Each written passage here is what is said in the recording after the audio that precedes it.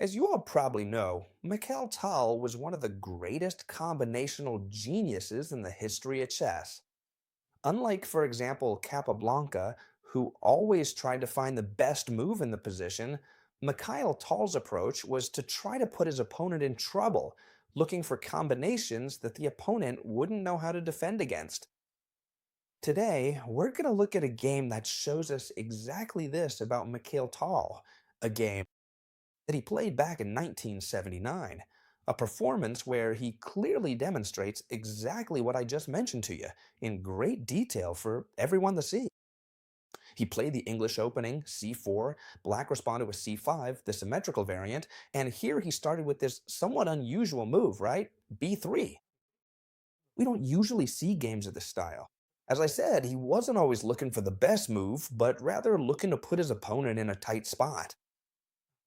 Knight c6, bishop b2, fianchettoing his bishop, e5, cutting off the diagonal and occupying a strong square with his pawns, which is d4, though with a major concession. The concession the black player makes here is the d5 square, which can never again be attacked by a pawn, so we can establish, for example, our knight by jumping first to c3 and then to d5. You know that whenever we move a pawn, we leave weak squares behind. Always, always. My teacher used to tell me this. Whenever you move a pawn, you're gonna have weaknesses. The game continued with g3. First, he fianchettoed his dark squared bishop, and now it's the turn of the light squared bishop. d6, bishop g2. I'll go through this a bit faster because it's not what's truly important, but rather the lesson we're going to take from this game. Bishop e6, developing the light squared bishop, knight c3. For now, Mikhail Tal is doing something very standard, right? Developing the pieces. It's true, it's not in the most traditional way, which would be occupying the center with the king's or queen's pawn, but he is developing his pieces very well. Queen d7. When they set up a battery against us, as you can see here, there's a queen and bishop battery because both are aiming at the same spot, we have to ask ourselves where that battery is headed. The main objective, logically, is to eliminate our light squared bishop. It's going to be a fundamental bishop, and Mikhail Tal didn't care about that. Watch, he played knight f3, allowing the bishop to come to h3 to be exchanged for our bishop. Let me explain. Here, really, both bishops are very important, both Mikhail Tal's and his opponent's. In this case, Mikhail Tal's bishop controlled this diagonal that goes from h1 to aa, passing precisely through the weak points the opponent has left. In addition, another of the proper functions this bishop has is to defend the castle position. Since the castling pawns have been placed on dark squares, the light squared bishop plays a fundamental role. It's no less true, however, that the black bishop is also super important. It's responsible for defending all the gaps left by the pawn structure on the dark squares, right? And also, once exchanged, as this bishop h3 will now come, the game continued with bishop takes and queen takes. The bishops were exchanged. As you can see, the black player is left with a bad bishop. It's the bad bishop because it's the one that bumps into its own pawns. Therefore, here, both the white player, Mikhail Tal, and his opponent have made a concession. Both have given up a good bishop, okay? Now, once the black light squared bishop has been eliminated, Mikhail Tal has something very positive, and that's absolute control of the d5 square, and that's why he can now establish his knight. Look how interesting, right? One of the good things about eliminating this bishop on e6 is that the knight would now be super well placed on d5. It's no small threat that this knight is making now, which would be knight c7 check and winning the rook. Therefore, here, there are several ways to defend it. Perhaps the most correct would be moving the rook to c8, but what the black player did here was retreat his queen to d7, which, well, isn't a bad move either, right? Since the queen here on h3 could be easily attacked, what he does is retreat it and defend against any kind of entry with the knight. The game continues with e3. The black pieces played a very interesting move, which is to retreat the knight from c to e7, and you might wonder, if they want to attack this great knight on d5, why don't they do it naturally with the other knight? Not via f6 because the pawns would double, but via e7. The idea is that if we want to eliminate this knight, if we do it this way, watch, we'll capture here, and then when we capture, the knight is being threatened, the one on c6, and it'll have to retreat to e7 and block. The only bishop the black player has.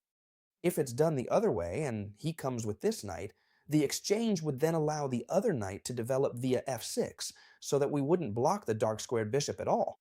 You can, as I always tell you, take the time to go through and review the games I'm discussing here right there on your own board at home, and it's an incredibly powerful and effective study method to get really familiar with every single one of the strategic concepts I'm explaining to you. So, this is what the black player does, and Mikhail Tal, with very good judgment, does the following. I'll have the knight's outpost whenever I want. I don't want you to eliminate it, so I retreat the knight, and when I see that I can, I'll return with my knight to d5. Besides, now this knight on e7 is left a bit poorly placed. Knight f6, developing the knight for the black player, castling, though be careful because now there's no bishop defending this fianchetto, and here the black player's aggressiveness was to make this d4 advance. A very interesting advance. This knight is being threatened, and it retreats to g5. And now both knights are attacking this pawn located on e4. Therefore, it must be defended, and there's no other move to defend it than this d5. The game continues with pawn takes. Recapturing that pawn with the knight wouldn't work now because simply we could capture this pawn here, and we'd have an advantage, especially in space, okay? What the black player did here is more accurate. Queen f5, threatening the knight on g5, and really, I won't lie to you, black's position here looks very good. But of course, Mikhail Tal had everything up his sleeve. It's true that now the only way to defend this knight is with a pawn, for example, h4 or f4, then black would be doing very, very well after the kick with h6. The knight would have to go back, careful because the queen could capture it. Black would be in a great spot, but of course, what they didn't expect is that Mikhail Tal was the ultimate combinational genius. And he didn't care about being down a bit of material, and look what he did, giving away the knight on f7. While it's true that today's engines approve of this move, it was more precise. To first play this f3, opening the line for the rook and sacrificing the knight in the same way, but on a different square. Let's see the idea Mikhail Tal had because, honestly, it was spectacular. Knight takes f7, obviously that knight must be captured because both the rook is being threatened, as well as knight d6 check and taking the queen, so this knight must be captured no matter what. And now the idea was to play f3. Obviously, opening the lines for the rook. Knight takes d5, the pawn captures on e4, threatening the queen, so obviously this pawn must be captured. He first inserted this knight takes knight, taking advantage of the fact that the knight is aiming at the white queen. And if the pawn captures the queen, the knight captures the other queen, and a queen trade would be beneficial for black because they have an extra piece. Therefore, this knight must be captured first, and now they can capture the e4 pawn with much more certainty. Very well. Here it really seems like white has run out of attack, and black maintains a piece advantage. This would be the case if it weren't for the fact that Mikhail Tal now has his pieces very well placed to start attacking. Taking advantage of the rook's pin on the f-file, look what he does. He first enters with the queen on h5, giving check. Obviously, covering with the pawn would be a huge mistake, since this knight would be left completely unprotected, and both the rook and the bishop could come in to capture it. Obviously, the rook should enter first, because that would give check and wouldn't give black time to capture our queen. That's why, after this check, the king has to go out for a walk. King e6, and here Mikhail Tal was moving like a fish in water. With the opponent's king in the center, his pieces will really start to attack with great force. Queen h3, checking the king, a king that is trying to escape. Now he tries to open the position. When you see that you have your king castled and your opponent has theirs in the center, this always applies. Try to open the position. In this case, it seems like a pawn is being given away, but it wouldn't help to take it because it would also be opening the c-file, and after pawn takes, it could be followed by bishop takes knight, pawn takes bishop, and then the rook would enter through f6, checking the king, and the c-file would be open. And this would end extremely badly. Therefore, the king tries to slip away, with the idea of moving the rook and making an artificial castle. Rook c1. What Mikhail Tal is doing is making the pieces converge perfectly. Now the rook is being placed on the semi-open file.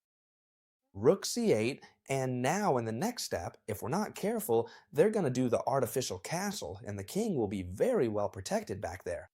But look at what an impressive move Mikhail Tal makes. Rook 5, and you'll say to me, let's see, does Rook 5 prevent the king from going back? Well, yes, right now. King b8 would be a huge mistake because the rook would be enabling the e5 square for the bishop, and bishop e5 would win the game. The king would have to move, and once the king moves, we could perform a discovered attack on the rook on c8, and it would be checkmate. For example, I can think of rook takes knight directly, threatening this checkmate, and they couldn't recapture our rook. That is exactly why right now in this specific position, immediately after rook f5 is played, the black pieces are simply not allowed to make the move king b8, which is really the one move they desperately want to make. Therefore, they try to place something in the middle of this diagonal, and they place the queen. Do you think Mikhail Tal was interested in trading queens?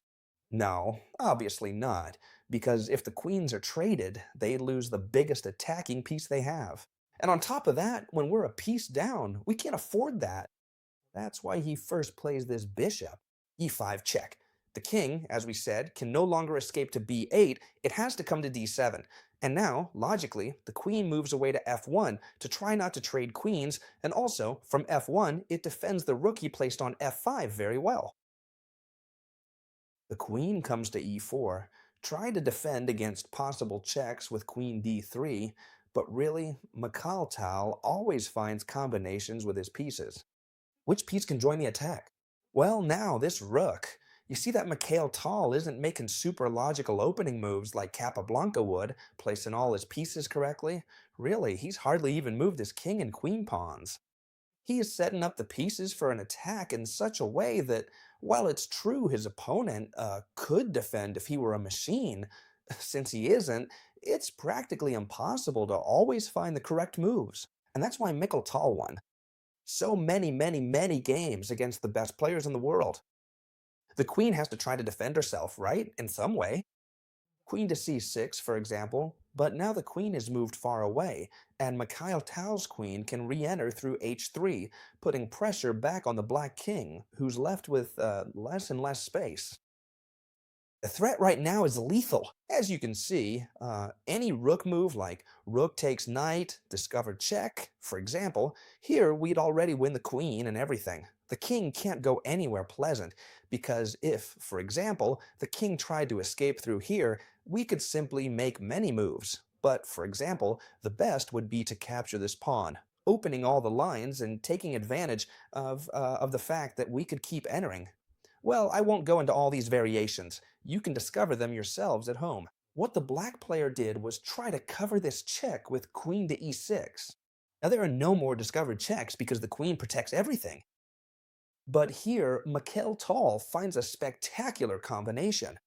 Let's see if you too can pause the video and see if you can find it, because it's very interesting. And it's the following. First, the simple bishop takes knight, the simple exchange of pieces, but the truly interesting one is what comes next. Rook to e4, sacrificing the rook completely. It's attacking the queen, yes, but the queen can capture the rook whenever she wants. The thing is, this queen cannot capture the rook. If so, simply a move, for example, like rook to 5, discover check, we win the queen and almost certainly the game. That's why this rook is untouchable. The queen has to move. In this case, she captured the pawn on a 2. She really has no better escapes. And now, the lethal blow was the discovery. You encounter, following up by giving a check with the rook, following up by giving a check with the queen from h3, and here really, after this move king to d8 was played, black resigned. Actually, here, checkmate would simply come on the next move, for example with rook takes c8. It was a spectacular combinative game.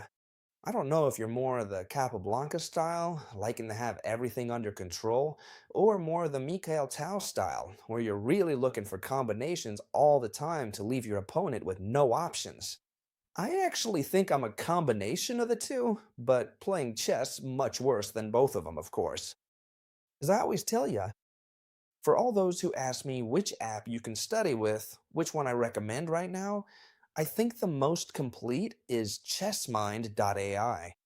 That's where you'll find the most options for studying. From openings to the middle game, it's all right there. As always, I'm going to leave the link right down here in the description. Just so you know, it's free. Although there are paid plans to have everything unlocked, alright? You can use it completely for free, simply by signing up. You can find it right down here in the description. This is the application that I'm currently using. I hope you really enjoyed this video, and we'll see each other tomorrow, just like always, my friends, in the next chess video. Goodbye.